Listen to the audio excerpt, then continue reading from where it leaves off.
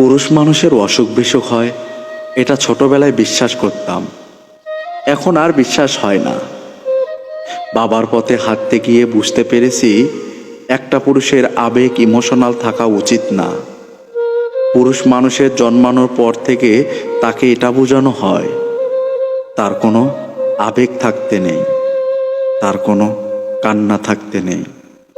পুরুষ মানুষ ঘরের চৌকট পেরিয়ে শহরমুখী হলে সে কেমন আছে, কোথায় আছে, কি করছে, কি খাচ্ছে, এটার থেকে বেশি জরুরি সে কত টাকা কামিয়ে বাড়িতে পাঠাতে পারছে।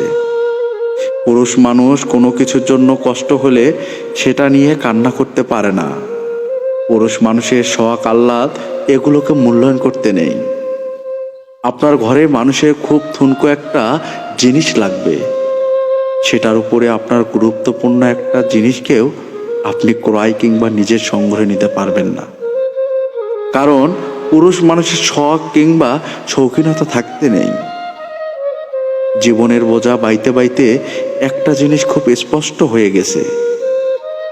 ছোট সময়ের স্কুল ব্যাগটা খুব হালকা ছিল, যদিও তখন মনে হতো কখন বাবার মতো বড় হব, কবে টাকা ইনকাম করব, কবে নিজের টাকায় নিজে চলাফেরা করব। ইনকাম করতে গিয়ে বুঝলাম বাবার একটা টাকা কামাতে কতটা ঘাম ঝরাতে হয়েছিল। সেই থেকে নিজের টাকায় একটা কানা করিও কিছু কিনতেও ইচ্ছা করে না। যদিও একটা সময় বাবার টাকায় জাহাজ কেনার ইচ্ছা হতো। এই যে স্বপ্ন কিংবা বেঁচে থাকার বাস্তবতায় আমরা পুরুষ মানুষ এটা খুব ভালো করেই বুঝতে পারি। নিজের ভালো থাকার আগে পরিবারের কিংবা ফ্যামিলি মানুষের ভালো থাকার দায়িত্বটা নিতে হয়। নিজের ভালো থাকা হোক কিংবা না হোক, পরিবারের মানুষকে ভালো রাখতে হয়।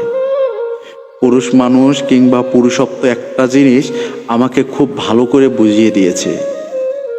তুমি খাও বা না খাও, ঘরের মানুষের দায়িত্ব তোমায় নিতেই হবে। পুরুষ তুমি হাসো কিংবা না হাসো, প্রিয় মানুষের জন্য তোমাকে রাত জেগে হলেও পরিশ্রম করে টাকা ইনকাম করতে হবে।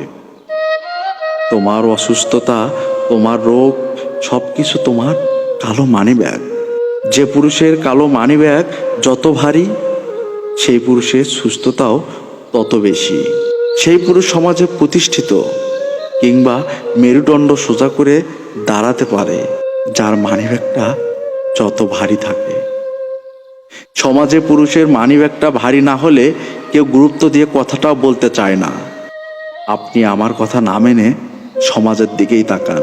সেই ছেলেটাকেই প্রতিষ্ঠিত বলবে যেই ছেলেটার কাছে অর্থকড়ি বেশি, যেই ছেলেটার কাছে টাকা পয়সা বা আয় রোজগারের রাস্তা বেশি, সেই ছেলেটার কাছে আত্মীয় স্বজনের ফোনও আসে বেশি। পুরুষ যদি প্রতিষ্ঠিত হতে পারে, সে পরিবারে ছোট হলেও বড়দের থেকে গুরুত্ব তার বেশি। এই অপ্রিয় ধ্রুব কথাগুলো মেনে নিতে কষ্ট হলেও কিন্তু সমাজে এগুলোরই প্রচলন বেশি। এই বেশি জিনিসটাকে আমাদের মেনে নিতে হয়, কিচ্ছু করার নেই। আপনি পুরুষ হয়ে জন্ম নিয়েছেন মানে আপনাকে ইনকাম করতেই হবে।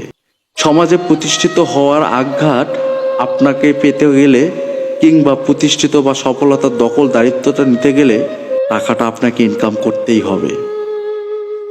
এই টাকা ইনকাম ছাড়া আপনাকে কেউ গণনা করবে না কিংবা গণ্য করবে না সমাজের গণ্যমান্য মানুষ। আপনাকে এটা মাথায় ঢুকিয়ে রাখতে হবে, আগে ইনকাম করে তারপর সমাজে পরিচিতির কথা ভাবো। তাই মানুষ কি বলবে, কি হবে, কি হচ্ছে, এগুলো না ভেবে নিজের সৎ থেকে, নিজের জায়গা থেকে চেষ্টাটা সর্বোচ্চভাবে করে যাও।